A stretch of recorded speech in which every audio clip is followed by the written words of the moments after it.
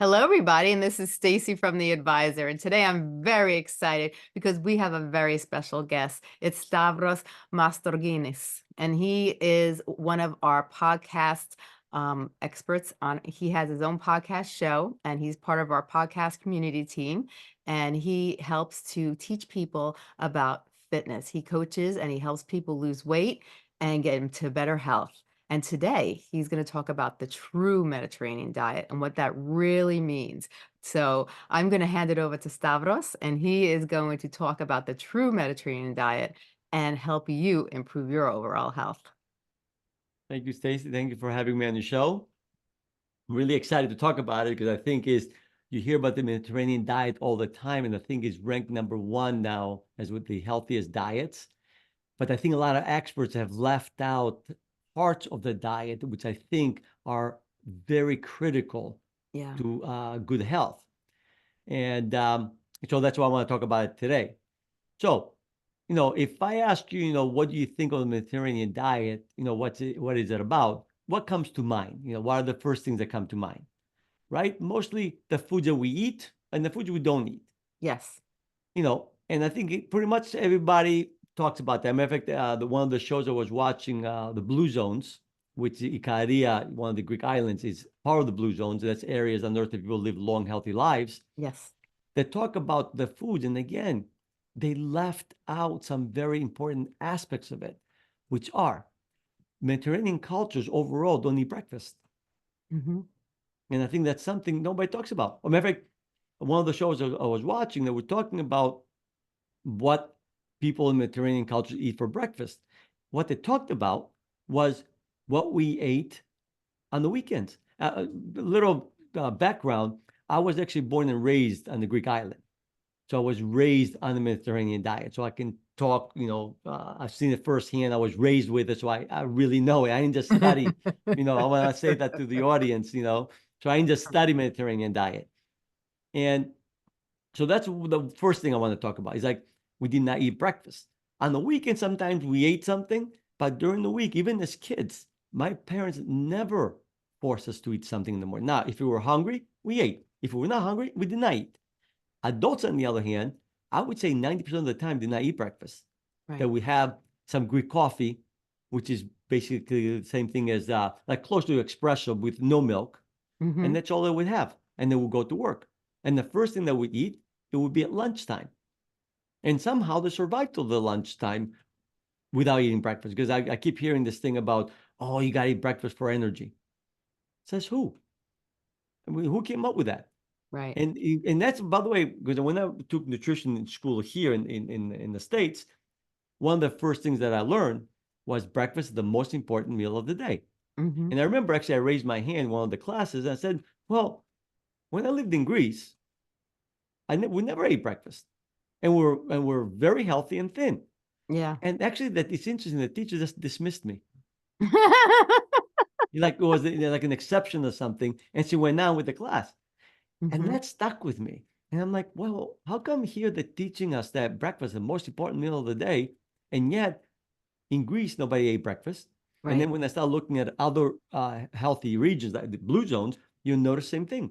Yeah. Breakfast is not a main meal. Now, do they eat breakfast sometimes on the weekends? Yes, they do. I mean, but generally speaking, breakfast isn't something that people eat. Right. And what I found out was the reason we believe that breakfast is the most important meal of the day is because of smart marketing. Mm-hmm. In marketing nowadays, you can convince basically people to believe whatever you want. If you Right. have a really good marketing team, I can get you to believe whatever you want. Mm-hmm. And that's how we start believing that breakfast is the most important meal of the day.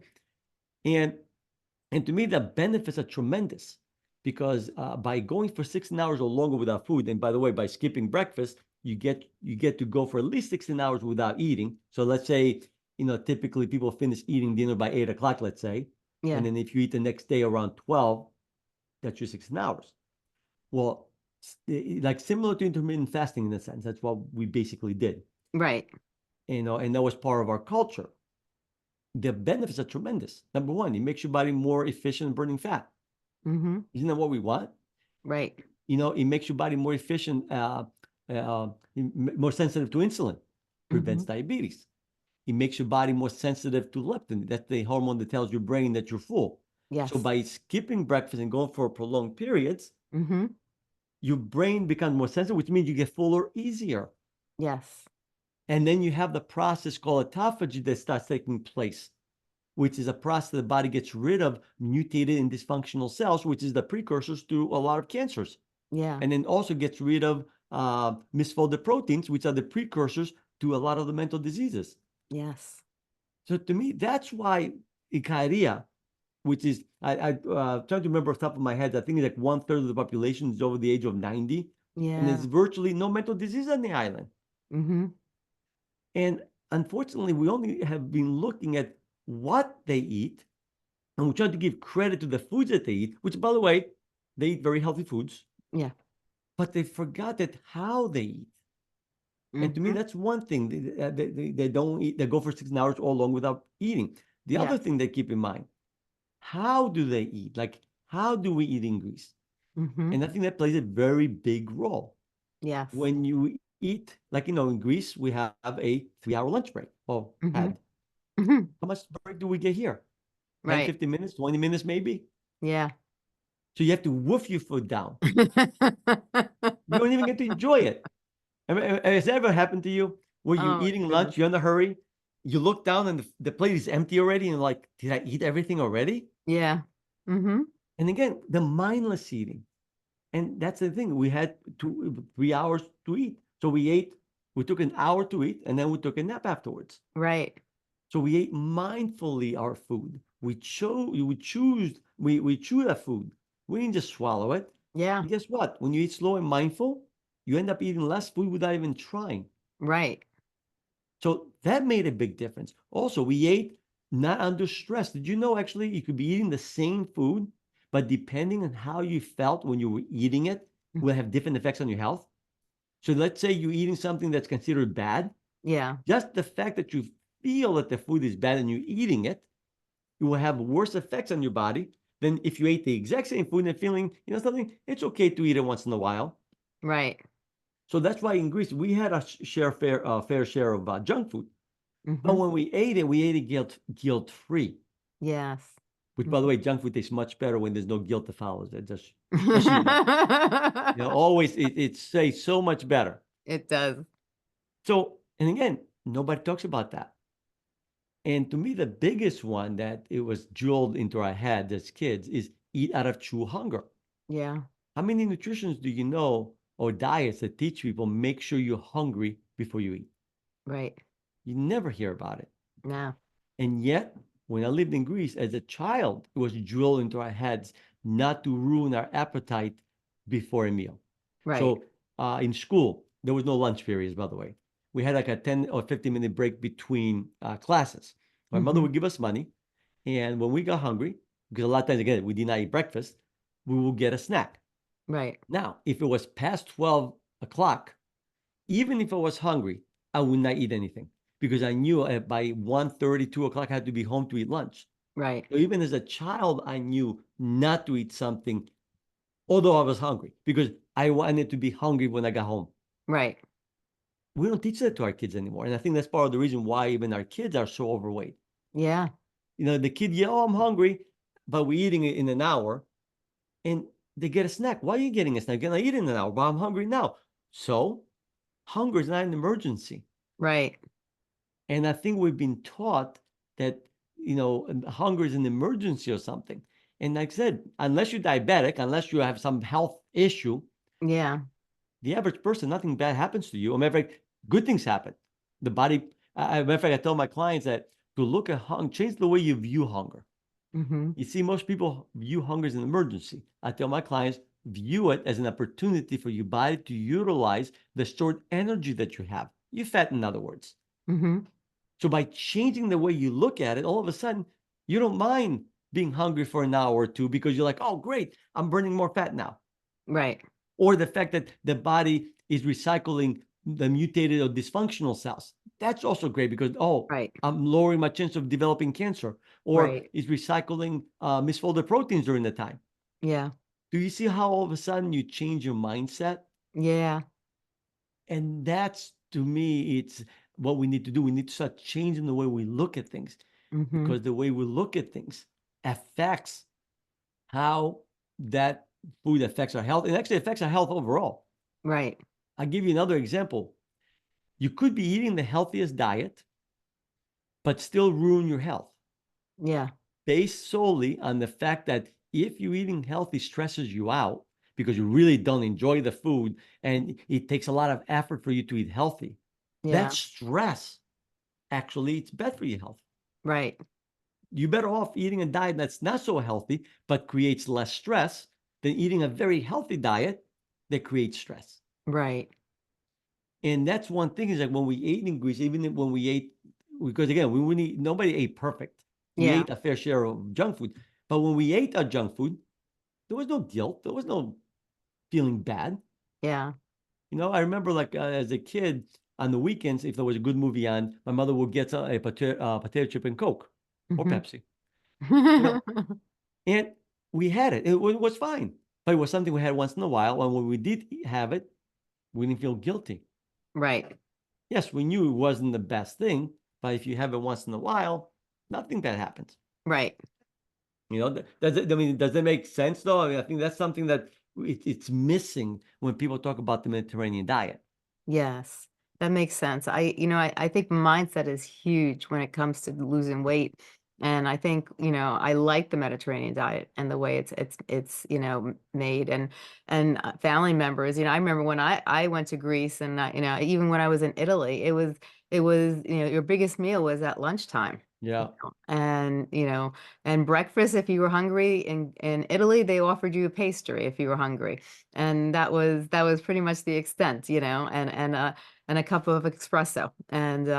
But there was no big breakfasts like they're taught in America. Your biggest meal should be breakfast. That's what we're taught in America. yes, So that's what's embedded in our brain is that we should have a big healthy breakfast, and but I think it makes sense, to have, to spread out your meals and to eat, it like having a meal at 8 o'clock and then not wait until the next day, like spreading it out, like intermediate fasting, where you give your body time to digest this, break it down, and then also burn fat. And if you're active, you're going to be, metabolizing and you're going to be burning the fat even if you go exercise, even when you stop exercising. So exactly. as you keep active, so I think it makes much more sense. And especially when you say mindset, because, it- the way we think, it has such a huge impact on the way we behave. And if we Yes, can really say to ourselves, like you mentioned to me earlier when we were talking about losing weight, and I was joking around and well, not really joking around, but I've been trying to lose 10 pounds for the past 10 years and I've stayed the same. And, you were saying change your mindset because I was telling you how cravings at nighttime is what ruins me all the time.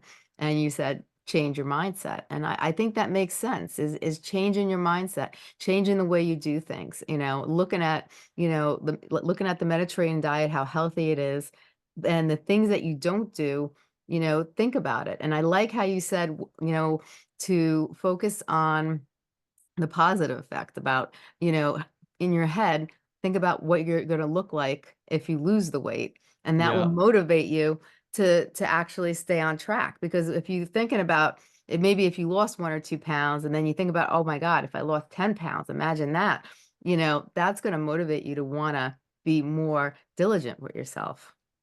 yes, exactly. And I think also not to focus on all the obstacles and the problems that get in our way. If you focus on the goal, Yeah, your subconscious mind will find a way to reach it. But I think sometimes we get an obstacle and then we start focusing too much on the obstacle. We start focusing too much. Yeah, but I'm get cravings. yeah, And we focusing on the problem. But remember, you get more of what you focus. So right. if you're focusing on problems, you're gonna get more problems. If Yeah, you're focusing on what you want, well, I the subconscious mind can work miracles, yeah, and you'd be surprised how many solutions can you can come up with when you're really focusing on the end result that you're looking for. right. And that's the other thing too. We were talking about fasting before. That again, part of the cultures of the Mediterranean cultures is that we fasted regularly. That's another thing that is never talked about. By the way, fasting for us, like for religious purposes, is when we eliminate animal products from our diet for a certain period. Yeah. And we do it actually. It's 4 major fasts per year, and actually happen to be every quarter. Right. And what's funny is that I read a study a few years back when they compared Greeks. They ate the same Greek diet, but the only difference between the two groups was one group followed the Orthodox practice of fasting and the other one did not. Mm-hmm. Tremendous difference in health. Oh, really? The fasting itself makes a difference. And the other rule that we had in Greece, we ate meat, I would say once or twice a week. Mm-hmm. The true Greek cuisine is actually vegetarian cuisine. Okay. I would say 4 or 5 times a week we ate a vegetarian meal. Again, nothing against steaks. I like my steak too, but it wasn't something that we ate regularly. Now Yeah. they're telling us you got to have meat every day. It says who? Oh, you need Yeah. your protein. And I always laugh because they keep telling us about how much protein we need. Yeah. And if you have less, you can have a protein deficiency. And yet in Greece, we ate, like I said, animal product. We need that much. And yet there was no protein deficiencies. How Right. come? Is it possible that maybe they have exaggerated how much protein we need Mm-hmm. by certain industries Yeah. without naming names? Right. You know what I mean? Think Oh, about it. yeah.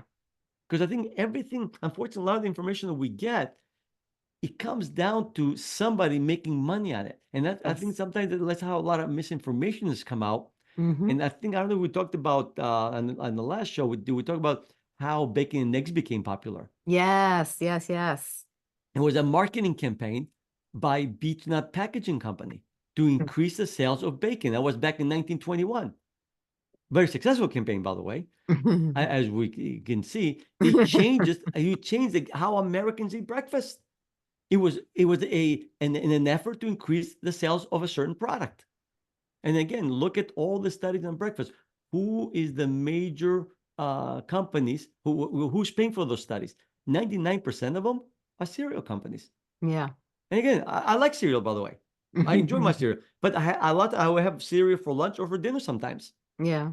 So nothing wrong with cereal, but I think the timing is wrong. Right. And the uh, the other thing about like a lot of, we had like a big lunch and a small dinner usually. Yeah. But in the villages, the reverse was true. In the village where my mother was raised, they had a light lunch and a big dinner. Oh, And the really? reason was, yes, and it's interesting though, is because in the villages, they didn't have a 3 hour lunch break. They worked in the Oh, fields. So they had a short break. So instinctively okay. they knew, hey, I don't have time to eat my food mindful, I don't have that much time to eat. And plus I had to go back to work. Yeah. So it makes sense that they ate lighter and then made their dinner the main meal, which they Mm-hmm. have more time to digest.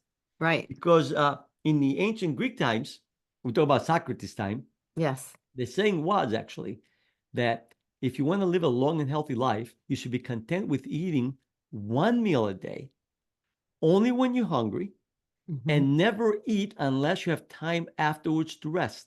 Right. And so to me in the villages, I remember even myself where I was raised in the city, uh, when we like in September, we used to go back in the village to collect olives, and we should Yes. spend a couple of weeks back there. Mm-hmm. Automatically, we change our main meal to dinner. Although in the city, we always had a big lunch and a Yes. light dinner. In the Yes. village, we did the opposite. Right. Instinctively, we knew that, hey, if you have a big lunch, I can go back collecting olives again. I want to take a nap. Right. And to me, he's like eating this big breakfast, like they're pushing. What, do you take a nap after eating breakfast? Do you rest afterwards? No, you have to go to work. Right. Well, digestion, what's the best thing you do for digestion? Rest. This is not some this is proven facts. Yeah. Resting is the best thing to do. I mean, for the people who have dogs and cats, what do they Mm-hmm. do after eating? They rest. They rest. And here they're telling me, oh, don't eat too late because you don't want to go to sleep right after eating. Yeah. As long as you don't overeat and you don't stuff yourself, to me, nothing wrong with resting or even sleeping after eating a meal.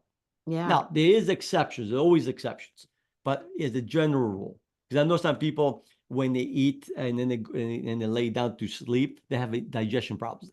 Right. There's always exceptions. Hmm. As a general rule, to me, nothing wrong with resting after eating. And that's something that, Yeah. again, all Mediterranean cultures used to do. You hear in society that like that I get it's like a myth buster, but people say, "Oh, no, no, no, you shouldn't rest after you eat. You should be moving around," and you hear so many people say that, no, no, no, move around after you eat. You shouldn't rest after you eat. You hear that all the time. Yes. But again, my question to them is how come all these healthy cultures, they sleep or they nap or they rest right after eating the main meal? Right. They're not moving around. And if you look at how digestion works, the best thing to do for digestion is to rest. Yeah. This way, all the energy can go towards digestion. Right. And to me, like I said, it's funny. I had one client one time. She was a gastroenterologist, Hmm. and we're talking about digestion and everything else. And he says to me, finally, a fitness professional that gets digestion, because all the other fitness professionals who went to, they were telling her exactly what you said, that, oh, you should eat your main meal at breakfast or lunch. This way you can go become active afterwards. You can burn the calories. And Yeah. nobody talked about resting after eating. Right. And after I explained to her, well, she already knew. It wasn't telling anything she did not know. But she's like, it was nice to hear somebody that gets it. Right. And oh, the other thing I wanted to mention before I forget is about taking a break from food. Hmm. You see, yes, food, what you eat is important because it provides the right nutrients for the body. Yeah. But the body also needs a break from food Right. because that's where, think of it this way. You have a car. And if let's say you never bother taking the car to a mechanic for a tune-up, Right. okay, and to change the oil and do all this other stuff, Yeah. if you keep putting gas in your car and keep running it, what will happen to your car eventually? Right. Will break down. It'll break down. Well, the body needs a tune-up. How does it get the tune-up? When you take a break from food. Yeah. And that's why that's where the 16 hours or longer, it's to me it's crucial for good health. And every so often, even longer than that is not a bad idea, because the body goes into maintenance mode, and that's where Right. a lot of the healing takes place. And that to me, the nutrition industry doesn't emphasize that enough. The Yeah. importance of taking a break from food. Right. And to me, somehow, the religions of the world, all religions, by the way, not just Christianity, all of them have some form of fasting. Don't you find that fascinating that every single culture has some form of fasting? Yeah, it is very fascinating. And it's true. Almost every culture, pretty much all, have a form of fasting. Yes. Yeah, I mean, there's variance how they fast, but at the end of the day, it's the same concept. Stop eating, give your body a break from food, and now science is proving the benefits. But I Yes. think one reason you really don't see it advertised that much, it's really simple. Think about who spends the most money marketing things: the food industry, the drug industry. The Yes. food industry, are they interested in you not eating? No, they Nope. want us to eat more as much as possible. Exactly. So do you think they can be promoting fasting? Of course not. Yes, Hmm. I'm not saying they're trying to get us overweight and unhealthy. By all Right. means, no. They try to provide good food, but at the end of the day, the bottom line, they want you to eat something. Yeah. And to me, that's one reason why you don't hear about fasting as much as you hear about healthy food. You hear about vegetables, you hear about a lot of good foods out there, but you Yeah. hardly ever hear about fasting. No, you don't. Or my favorite line whenever I read any research on fasting or an article, have you noticed how they always finish with this line? More research is needed. Yeah. Hmm. How come they never see that line when they talk about the benefits of certain foods, okay, and all the research behind it? How come you never see that ending on that? Like more research is needed to make sure that this food is really healthy. Yeah. You never hear that, but whenever you read about fasting, oh, more research is needed. No, it's not. Fasting has been around for thousands of years. There's been Yeah. plenty of research to prove the obvious. Exactly. A You hundred know, percent. Now, what is a good diet? You said that most Mediterranean recipes include vegetarian-like recipes, and then maybe 2 days of meat. Now, what about fish? we eat fish once a week, but I would say to me, fish is also great. But my suggestion usually is to try to have, I would say, I tell my clients at least 2 or 3 days a week that you're really a vegan. I don't think Yeah. that's not a bad idea at all. No, I And agree with then, you. and yes, have your steaks, have your fish, have everything else you like. But I think 2 or 3 days a week, it's great Yeah. to be a vegan. As a matter of fact, in Greece, the rule is that Wednesdays and Fridays throughout the year, you're not supposed to eat meat on those days. Mm-hmm. And again, you look at some of the rules and like back then they just explained it that, that's what the Orthodox Church says, to just do it and be quiet. Yeah. But come to find out, a lot of the rules that the church has set, come to find out it's really good for our health. Yeah. So who knows what the real reason is, but the fact we know is that it's good for our health. Yeah. So as far as like to me, as far as what to eat, I do believe that our diet should be made up a big part from fruits and vegetables. And I don't think there's too much argument there. I mean, Right. studies have shown, I don't know the exact statistics, but I think people that eat, I think I want to say 4 or 5 servings of fruits and vegetables per day have a Mm-hmm. 50% lower chances of developing cancer, which I think is a Wow. great benefit, you Yeah. know. And by the way, the other thing I forgot to mention, the only proven way to live longer is to decrease the overall amount of food that you're eating. Yeah. The less you eat, the longer you live. And part of the reason has to do with the fact that, do you know what's one of the byproducts of digestion? Even if you're eating healthy food, by the way, it doesn't really matter. Yeah. Free radicals. What Mhm. do free radicals do? It Right. ages you faster. Yeah. So the less often you eat and the less overall you eat, the less free radicals your body produces, Hmm. that's a huge benefit. And never Right. mind that the other byproduct is the misfolded proteins, which is another byproduct of digestion. Again, you could be eating health, doesn't really matter. Yeah. So the less often you eat, the less misfolded proteins you produce, the less of a chance you have of developing a lot of the mental diseases. Right.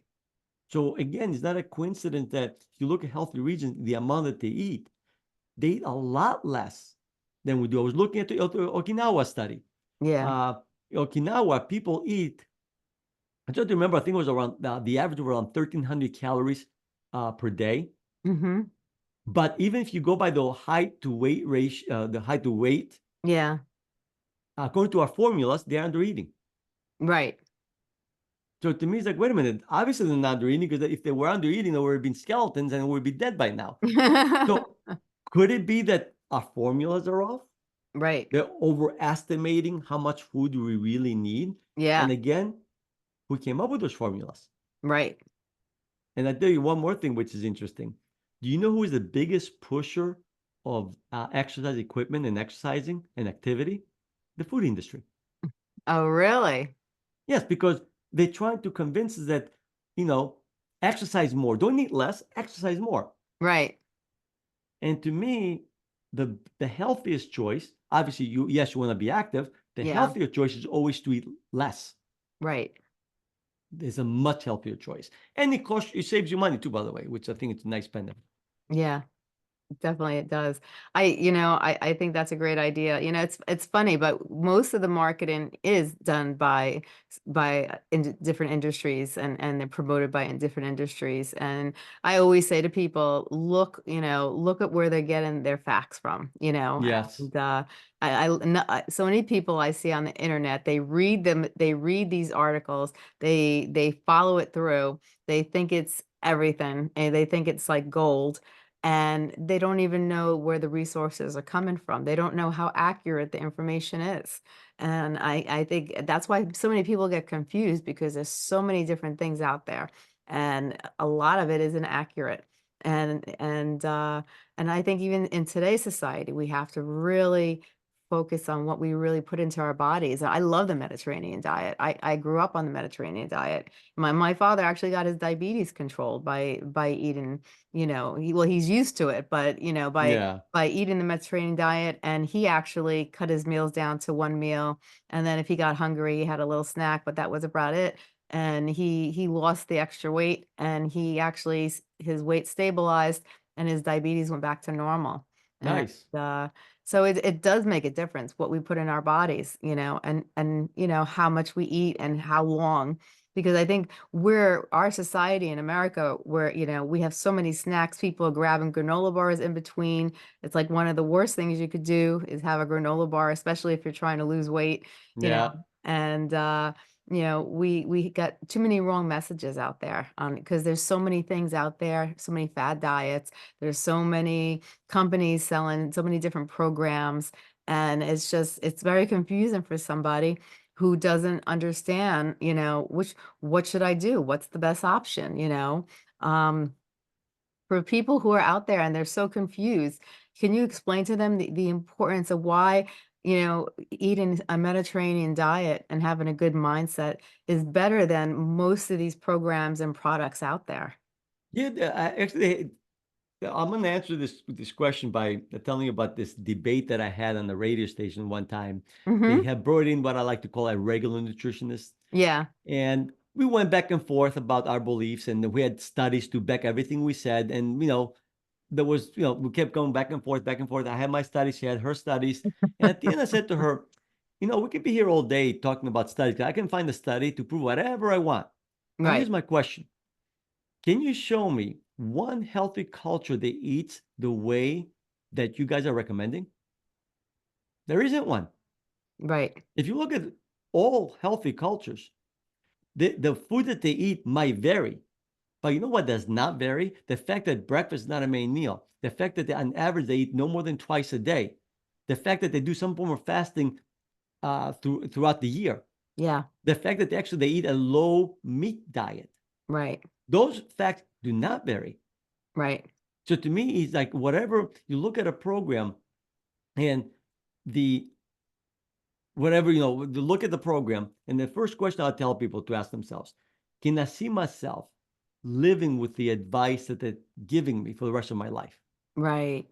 If the answer is no, don't even bother starting Yeah. because you are not going to succeed. In other words, I tell people, can you count calories for the rest of your day? Yeah. For no, don't bother starting then. Yeah. Or can you eat a low carb diet for the, in other words, meat all the time? Right. Even people who like meat eventually get sick of it. Yeah. I never mind all the other problems that that kind of diet has. But Yeah. to me, can you live like that? We were talking about before about this, type of diets that you eat only two or three foods, like the cabbage diet or whatever. Yeah. All of them work. Absolutely, you're gonna lose weight. The question is, can you live with it? Yeah. And if you cannot live with it, don't even bother starting. Exactly. And so to me, it's like, the Mediterranean diet, I think is plenty of variety because of those habits, by the way. And that's the other point I wanted to make was because we eat only out of true hunger, we eat slow and mindful, and we on average don't eat more than twice a day, we can have bread with every meal. Mhm. Here they're telling us, oh, carbs are bad. How come we're eating bread with every single meal? We're eating pasta, potato, rice pretty much every day, and yet our weight was not affected. Right. How come carbs didn't bother us? Is because of those habits. And I think that's one thing is that by learning what I like to call how and why you eat, Yeah. what happens is what you eat, you don't have to be as strict with what you eat. The diet all Yeah. of a sudden becomes less restrictive. So you Mhm. can eat all the foods that you like.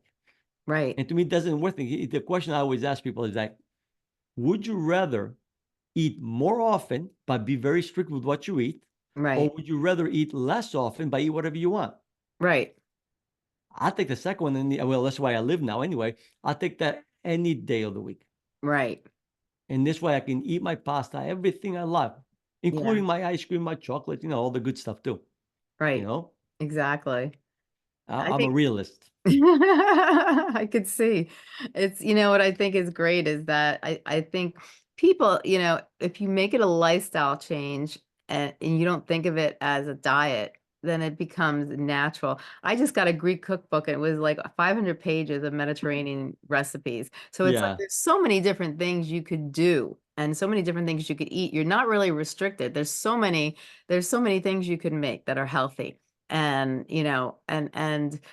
people just have to, take the time out, and they're easy meals too. Like, if you don't like to cook and you're come home, you're tired, you don't want to prepare a meal, there are lots of easy ways to just put something together really quickly if you have the food in your fridge, and you're fine, yeah, and it's just what you're putting in your mouth, and like you said, if you're fasting, most of the day, you could have that meal, and not feel guilty or worried. exactly. And then when you mentioned about the carbs, I thought to myself, well, when I was in Greece and even when I was in Italy, and any part of Europe, they were walking all the time. Yes. Yeah. And that was the difference that you see over here versus over there is that they either had the mopeds or they were walking, and most of the time they were walking, and just by walking, that was enough exercise, to keep them nice and slim, because they were eating, they were resting after they were eating, and then when they had to go somewhere, they walked wherever they had to go to. So, it wasn't strenuous exercise, it was just regular walking. Yeah, that's a very good point you're making. I'm glad you brought it up because, again, we'll go back to the fitness industry that they're teaching us all these rules. You got to get your heart rate up to 65%. You have to do at least 20 minutes. And they completely ignore like low intensity, continuous exercise. Mhm, And to me, like I remember in Greece, again, we walked everywhere. I remember as tradition, we would go out to a restaurant at night. We didn't just go and plop down at the restaurant. mhm, We went back and forth on the main street 4 or 5 times before we sat down to eat. mhm. Afterwards, we walk a little bit more and like a casual walk, though. You didn't even get your heart, you got your heart rate up probably just a little bit. Yeah, But the casual walk, unfortunately, by the fitness is dismissed. right. We like, oh, it's nothing. Yes, if you're joining the next Olympics, that's nothing. I agree. But for health, it does plenty good. I mean, walking alone can help you with your joints. Yeah, Isn't that interesting? Like when I lived in Greece, hip and knee problems did not exist. right. How come? Because the walking process helps lubricate the joints, keeps the joints healthy. Yeah, Nobody talks about that. And the no. thing is, and that's part of the problem that I think the fitness industry has made is like they made people believe that in order to be fit, you got to exercise hard, you got to push, you got to do 3 sets, you got to push to the max. And I'm like, you got to do all those things if you trying out for the next Olympics. Yeah, If you're not doing that, focus on being active, small amounts of activity. Consistency is the key. And the yes. thing is, low amounts of activity, it's much easier to sustain. Like, in other words, walking. Get used to walking to your mailbox and back. Mhm. You know what I mean? Go and check Yes, the mailbox. Take little short walks around. Take the stairs whenever you can. It's like a lot of little things that we exactly. can do. And my biggest pet peeve, by the way, is that I hear this all the time when people buy their last house, okay, and they're getting older, and they say, Yeah, "Oh, I gotta get a ranch style house. This way, I don't have to take stairs." Like that's the worst thing you can do. Buy a house with the stairs. The stairs are what keeping you in shape. yeah, But we already have this mindset. Oh, I'm getting old. I should stop going this. I should have a house without stairs. right. Why? And really, there are a lot of little things that we can change in our life. Yes, The fitness become part of our life. This way, we want to go to the gym, and yes, that's what I teach my clients is that we need, in a sense, to deformalize exercising yeah. by making it part of our everyday life. And this way, we don't have to waste any time going to the gym. Exactly. Exactly. I've seen more people get hurt doing strenuous exercise than anything else. I've seen so many people, trying to lift heavy weights or exercising for long periods of time, and they ruin their knees, they get knee problems. I knew one person that played sports and she had to get her hip replacement, Wow. because just the strenuous of consistency, playing soccer all the time, it took a toll on her body. I had another person, and how many people I've seen have torn ligaments or tendons, in their arm, or or have shoulder problems, So it's really, you don't have to do that strenuous exercise to stay in fit. Sometimes like you said, the low resistance is probably the best bet, and you get just Yeah. as much benefits, doing that. Now, if you had to tell the audience, if you had to give three takeaways today, what would you like to really emphasize to people? Uh, to me, the first one is take a break from food 3 or 4 times a week. That would be my first one. Also, the second one is don't try to change your diet overnight. My suggestion on that is uh, find the worst thing that you eat. Because remember, we eat usually the same 4 or 5, no, more like the same 15 to 20 dishes that we rotate through every month. Yeah, it's true. Okay. Well, what my suggestion is instead of trying to change all those meals, Hmm. find the worst one, get rid of it, Yes. and replace it with a healthier choice.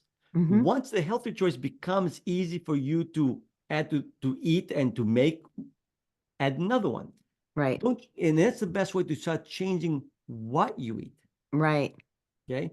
And my third advice would be the as far as exercise is concerned, the first goal of an exercise program is not results. The Right. first goal is to make exercising habitual.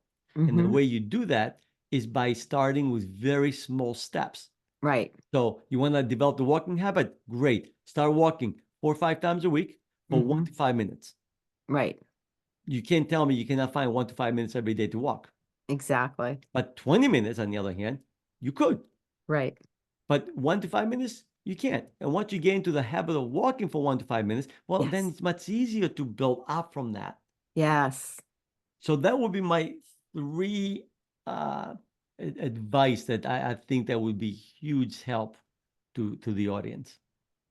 I like that advice. And I think it's very, very, very beneficial. I think just like you said, losing weight does not have to be hard. If you do No. it the right way, it could come very easy. And I And I think, think, yeah, because I think one of the biggest problems I find in the fitness industry, and I've been in it for over 30 years now, they've become extremely impractical. Mhm. The advice is so impractical to live with. And as a matter of fact, that's why I call myself the practical fitness coach. Because I think it's become so impractical that, you see, a lot of the fitness professionals, yes, they want to help. I agree 100%. But they forgot people have a life to live. And Yeah. people don't live to exercise or to watch their diet. Yeah. They want to have a lean, healthy body so they can better enjoy their life. If Exactly. the process of getting the lean, healthy body makes their life miserable, Right. what is the point? Right. And I think that's what we need to get back to. We need to get back to the basics. Yeah. And the basics is what we just talked about, simple things like eat less often, eat slow Right. and mindful. Exactly. Don't worry so much about what you're eating in the beginning. Focus on changing those habits. You got those down, then start worrying about, okay, let me start eating better quality food. I Right. can start making better choices. But Exactly. you know what I mean? And don't try to change overnight. Nobody, Rome wasn't built in a day, like the saying goes. Mhm. So a lean, healthy body is not going to be built in a day. But if you Exactly. take your time and do it the right way, then you only have to do it once. Right. Because the one thing I want to say here really quick, I just remembered. Uh, I always tell people this slow and steady way of losing weight, Hmm. it only seems slow, but in reality, is the fastest way to lose weight because you only have to do it once. Right. You know what I mean? How many people do you Yeah. know who lose weight fast and they keep losing the same 20 pounds for the past 20 years Yeah. and they're still overweight? If you took your time, you only have to do it once Right. and you're done. Once Mhm. and done. Right. I like You that. know, I like that a lot. Now, you offer a whole bunch of different services. Can you tell everybody a little about what the services are? my main service is the my coaching. I do like online coaching.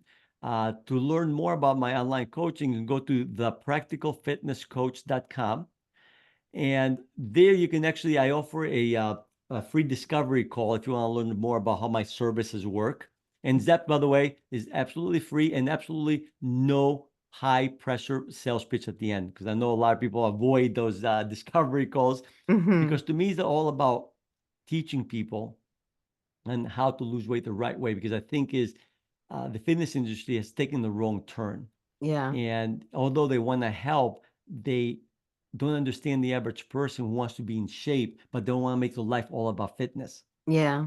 And to me, I'm all about practical approach to weight loss. You Right. know, so that's the one. And the other one is I offer is this online self-paced program that's Hmm. called the Stavros method. And that one actually, again, it will take you through all the habits and on your own. But you watch one video at a time. It teaches you one habit, and until you apply it, you don't even watch the next video. And Yeah. the idea is to gradually change your behaviors. I like that. I like that a lot. Now, so it's the practicalfitnesscoach.com, correct? Yes.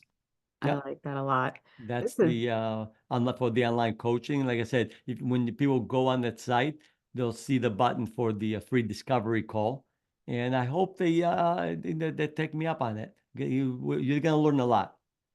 I think it's something that's well needed in our society. And like I said, there's so many things out there confusing people. People don't know what the right answer is. And I think it's easiest to lose weight when you are guided with a partner. When you partner up with somebody and you have someone on your team, whether they're losing weight with you or they're just teaching you the right way to lose weight, just having that support, that guidance, and that direction means a lot and it goes a long way. Yeah, I agree because I think I always tell people that people are more likely to let themselves down and Mhm. then let somebody else down. And I think Exactly. having somebody checking up on you, because I've used coaches myself for my business and for other aspects that I needed help with, and I Yeah. found having the coach and somebody to answer to every week, Yeah. it made me follow through. Yeah. Where a lot of the stuff that I teach, a lot of times you can find on the internet. It's Yeah. nothing, you can find all this information on the internet nowadays. Applying it is the Yes. problem. And I always tell people the solution to sustainable weight loss has two parts. Right. Part one is knowing the right habits that we talked about. Exactly. Part two is knowing how to apply those habits into your life without burning Yes. yourself out and making them Ex habitual, you know? 100%, 100%. And that's the key, not burning yourself out because once people get burned out, then they give up and they go back to their old habits. And that's when they gain everything that they lost, they gain back and some and then some. And so if you can find a way to do it like you teach and just lose the weight and then just effortlessly keep it off, it's something that a tool that's very valuable that everybody could use in their life Yeah. actually. And I tell you though, the one comment I get a lot from my clients that have been through my program is that if I knew how simple and easy the whole process was, I would have done Yeah, it years ago. Because I think a right. lot of times people hesitate because they feel it's going to be hard. It's going to take Yeah, willpower. It's going to take motivation. And I'm here to tell you, it takes a lot less willpower than you think, and yeah. actually no willpower at all Mhm. to maintain if Right. you do it the right way. 'Cause, Exactly. to me, motivation, it's something you cannot rely on because motivation Mhm. comes and goes. Sometimes you're motivated, sometimes you're not. Right, exactly. And one of the things I like is, it's not mine, by the way. I don't know where I heard it, but it's Mhm. because motivation get you started. Mhm. Habits, they keep you going. Yes, yes, yes. I So like to that. me, I use motivation to help people develop the right habits. But once you Mhm. develop them, you don't even need me or anyone else Right. to stick with them. And that's what we want to do, what we want to get to. And another saying that's not good for business, but I always like to use it. I don't want clients for life. Mhm. You know what I mean? My job as a coach is to help you become independent, Yeah, including for me. right. That's the job of a coach, is to make you develop all the right habits and then be able to maintain them on your own. Exactly. Well, that's a You good know? coach. That's what you're supposed to do. Yeah, 100%. Well, this has been amazing. Thank you so much, Stavros, for coming on the show. Well, And thank you for having me, Stacy. your advice is so you have just a whirlwind of advice, and it's so valuable. And this is something we need to hear and learn about because in our society we have so many people who are struggling to lose weight, and nobody sometimes not nobody, but a lot of people just don't know what to do. And so having a fitness coach and having a person who can give you the right answers and give you the guidance is what this society needs. So thank you so much. This has been a great show and your advice has been amazing. So thank you. Thank you. You have a great day. You too.